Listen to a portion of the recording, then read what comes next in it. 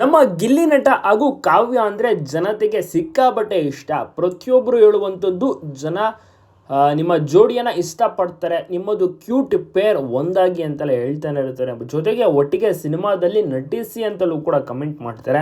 But ಅದೇ ರೀತಿಯ ಒಂದು ಕತೆ ಸಿಗಬೇಕಲ್ಲ, ಕತೆ ಹೊಂದಾಣಿಕೆಯಾಗಿ ಪ್ರೊಡ್ಯೂಸರ್ ಸಿಕ್ಕರೆ, ಒಳ್ಳೆ ಕತೆ ಇದ್ದರೆ ಖಂಡಿತವಾಗಿಯೂ ಕೂಡ ಇಬ್ಬರು ನಟಿಸೋಕ್ಕೇನು ತೊಂದರೆ ಇಲ್ಲ, ನಟಿಸ್ತಾರೆ. ಆದರೆ ಕಾಲಾವಕಾಶಗಳು, ಸಮಯ ಅನ್ನೋದು ಬರಬೇಕು, ಆಗಲೇ ನಟಿಸುವಂಥದ್ದು. ಇನ್ನು ಗಿಲ್ಲಿ ಅವರು ಕಾವ್ಯ ಮನೆಗೆ ಅತಿ ಶೀಘ್ರದಲ್ಲೇ ವಿಸಿಟ್ ಸಹ ಮಾಡ್ತಾರೆ. ಗಿಲ್ಲಿ ಕಾವ್ಯ ಬಹಳನೇ ಚೆನ್ನಾಗಿ ಬಿಗ್ ಬಾಸ್ ಮನೇಲಿ ಆಟ ಆಡಿದ್ರು. ಹೊರ್ಗಡೆನೂ ಕೂಡ ಅದೇ ರೀತಿ ಫಂಕ್ಷನ್ ಇವೆಂಟ್ಸ್ಗಳಲ್ಲೆಲ್ಲ ಕಾಣಿಸ್ಕೋತಾ ಇರ್ತಾರೆ. ಮತ್ತು ಕಾವ್ಯ ಅವರ ತಂದೆ ತಾಯಿಗೂ ಕೂಡ ಗಿಲ್ಲಿ ಅಂದರೆ ಸಿಕ್ಕಾಬಟ್ಟೆ ಇಷ್ಟ.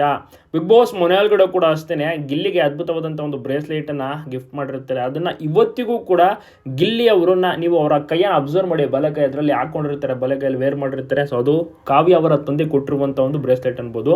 ಸೊ ಮನೆಗೆ ತುಂಬ ದಿವಸದಿಂದ ಇನ್ವೈಟ್ ಮಾಡ್ತಾನೆ ಇದ್ದಾರೆ, ಆದರೆ ಸಮಯ ಸಿಕ್ಕಿಲ್ಲ. ಸಮಯದ ಅಭಾವವಾದಂಥ ಕಾರಣ ಕಾವ್ಯ ಅವರ ಮನೆಗೆ ಗಿಲ್ಲಿ ಎಂಟ್ರಿ ಕೊಡೋಕ್ಕೆ ಇನ್ನೂ ಆಗಿಲ್ಲ. ಬಟ್ ಖಂಡಿತವಾಗಿಯೂ ಕೂಡ ಗಿಲ್ಲಿ ಅವರು ಕಾವ್ಯ ಅವರ ಮನೆಗೆ ಬಂದು ಊಟವನ್ನು ಸಹ ಮಾಡಲಿದ್ದಾರೆ ಅತಿ ಶೀಘ್ರದಲ್ಲಿಯೂ ಸಹ ಅನ್ಬೋದು.